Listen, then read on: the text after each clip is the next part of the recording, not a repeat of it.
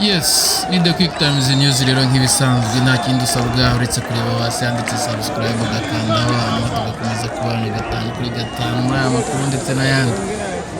Nk'uko rero murimo murabona yuko rwose ni AFC M23 murimo murayibona ni Corneille Nangaa aho basuye Nyiragongo ahantu baherutse gushyira amazi bakashyira umuriro. Ibikorwa rero M23 yakoze bitigeze bikorwa n'undi wari wese Tshisekedi. N'ejo rero ku muntu nabagejejeho guverineri wa Sud Kivu Nord Kivu Bahati Erasto yatangaje yuko ibintu bamaze gukora kuva bagera Goma ku myaka yose Tshisekedi amaze ku butegetsi nta na kimwe cya kabiri arabasha kuba yakora. Nyirago rero ni ibintu byiza cyane. Reka mbareke rero mukurikiriye inkuru mu rurimi rw'igiswahili ko babyumva ko tacyumva turaza kugenda tubasobanurira gatanu kuri gatanu. Kora subscribe, kore like, usharinge niba wakunze iyi nkuru. Ya kwanza, ya pili, tunawatakia pole juu ya vita. Juu Nyiragongo hapa ndo kulikuwa vita ya kafu. Tunawaambia chama inawaambia pole sana.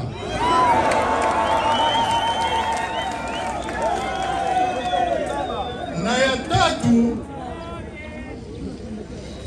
tatu raia ya Nyiragongo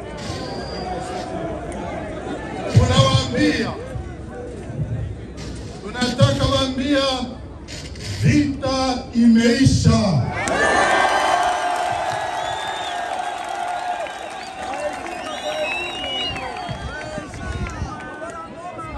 Sahi na nguvu ya autorite militaire sécuritaire na ya province sahi simuko mnasinzia, usalama inarudia. Kwa hiyo tunawapatia felicitation.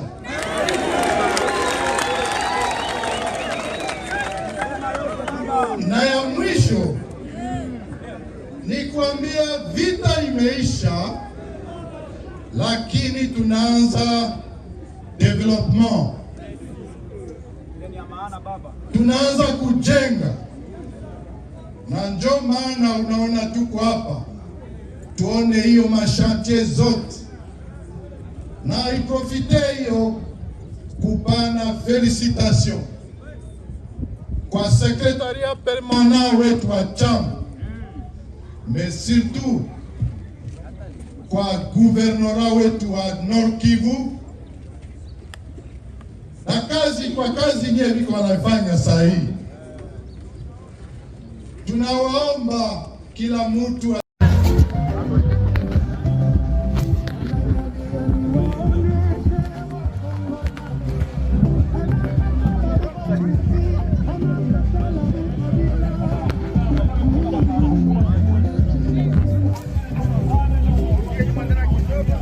vita imeisha.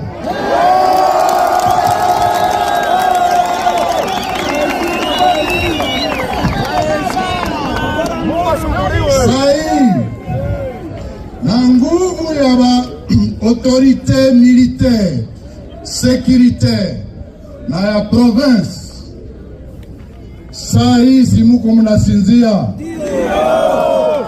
usalama inarudia. Kwa hiyo tunawapatia felicitation.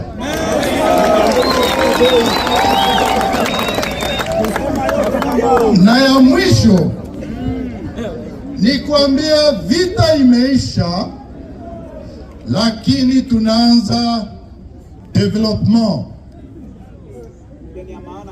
Tunaanza kujenga, na ndio maana unaona tuko hapa tuone hiyo mashantie zote, na iprofite hiyo kupana felicitation kwa secretariat permanent wetu wa chama, mais surtout kwa gouvernorat wetu wa Nord Kivu na kazi nye viko wanafanya sahihi. Tunawaomba kila mtu atie mkono. Nyiragongo itajengwa na nani? Nyiragongo itajengwa na nani? Sisi wenyewe. Sasa Nord Kivu itajengwa na nani? Sisi wenyewe. Na Kongo itajengwa na nani? Sisi wenyewe. Ndio maana tunasema vita inaisha na gisi M23 inafika saa hii hapa, hakuna kurudi nyuma.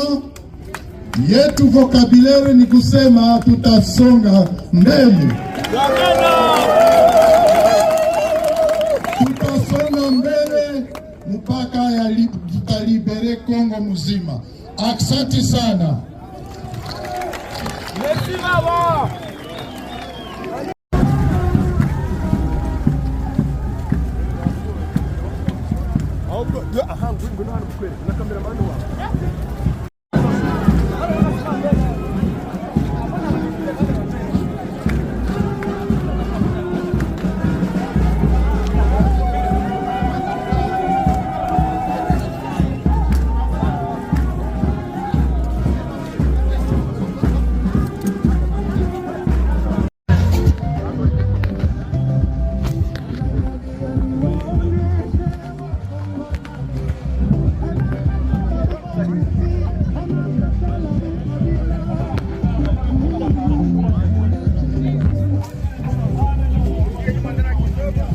Vita imeisha.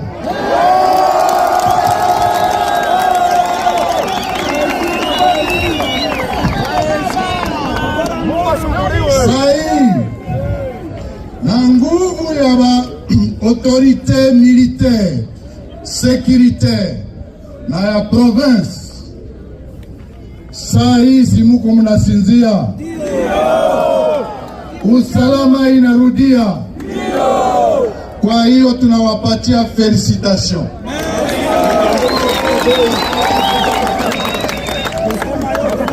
Na ya mwisho ni kuambia vita imeisha, lakini tunaanza development,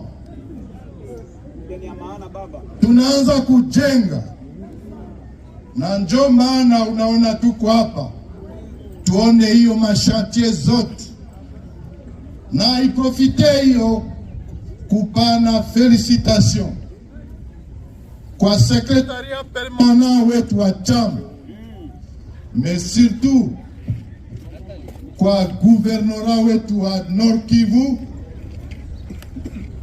na kwa kazi nye biko wanafanya sahihi.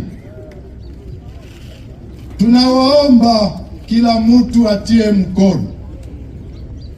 Nyiragongo itajengwa na nani? Nyiragongo itajengwa na nani? Sisi wenyewe. Sasa Nord Kivu itajengwa na nani? Sisi wenyewe. Na Kongo itajengwa na nani? Sisi wenyewe. Ndio maana tunasema vita inaisha na gisi M23 inafika saa hii hapa, hakuna kurudi nyuma. Yetu vocabulary ni kusema tutasonga mbele, tutasonga mbele mpaka tutalibere Kongo mzima. Asante sana. Merci baba.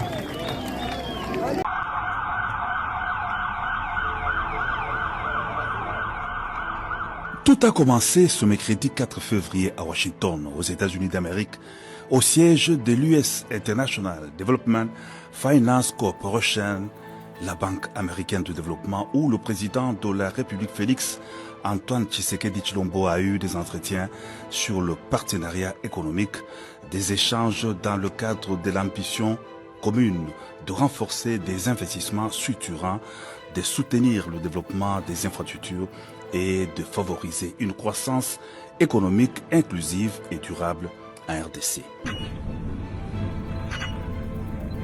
En marge du National Prayer Breakfast, le Sénat américain a tenu à recevoir le président de la République, Félix-Antoine Tshisekedi Tshilombo, pour s'enquérir de la situation sécuritaire et humanitaire préoccupante dans l'est de la République démocratique du Congo.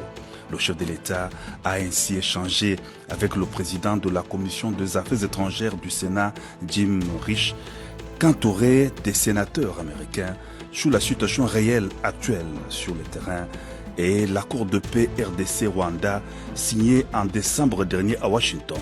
Le président de l'Assemblée nationale, Emem Boji, était dans la délégation du chef de l'État au Sénat américain. Et donc la délégation congolaise qui était conduite par le chef de l'État a présenté la situation actuelle sur terrain avec une très faible évolution de la mise en œuvre de cet accord. Évidemment, cette responsabilité est du côté rwandais qui, comme vous le savez, continue à se redéployer sur terrain en ignorant complètement les dispositions qui ont été convenues dans le cadre de cet accord. D'où la nécessité pour les États-Unis de renforcer la pression sur Kigali, d'imposer dans la mesure du possible des sanctions pour le non-respect des dispositions de l'accord de Washington. Du côté congolais, le président de la République a rassuré le Sénat américain sur les prédispositions de la RDC d'évoluer dans le sens de la paix et du respect de l'accord signé à Washington. Toujours en marge du National Prayer Breakfast, le président de la République Félix-Antoine Tshisekedi Tshilombo a aussi eu des entretiens constructifs avec le président de la Commission des Affaires étrangères de la Chambre de représentants des États-Unis, Brian Mast, qu'accompagnaient des élus Chris Smith, Sarah Jacob et Gregory Mix. Les échanges ont tourné autour de la situation sécuritaire dans l'Est de la République démocratique du Congo, la mise en œuvre de l'accord de Washington et le partenariat stratégique avec la RDC. D'une rencontre à une autre, le président de la République a aussi eu des entretiens avec le secrétaire à l'intérieur du gouvernement américain sur les minerais critiques, précise le vice-premier ministre de l'Intérieur, Mokoko Samba, qui a pris part à cette rencontre. La conversation aujourd'hui a tourné autour de la question du jour, les minerais critiques et l'importance pour les États-Unis d'avoir accès à ces minerais de la République démocratique du Congo dans le cadre justement de l'accord de partenariat stratégique qui a été signé entre nos deux pays le 4 décembre de l'année dernière. Et demain d'ailleurs va se tenir la première réunion du comité de pilotage conjoint entre la partie américaine et la partie congolaise pour donner corps à ce partenariat stratégique. L'agenda de travail très chargé du président de la République Félix-Antoine Tshisekedi Tshilombo s'est clôturé par ces échanges avec les organisateurs du National Prayer Breakfast, cette importante rencontre de prière prévue pour ce jeudi 5 avril à Washington, D.C.